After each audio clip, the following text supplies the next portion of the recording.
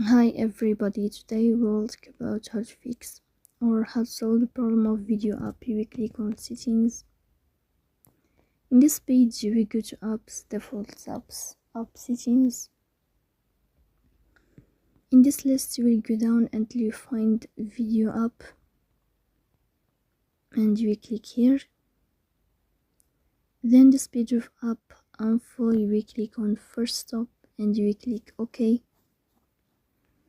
Here you will enter to the window of storage.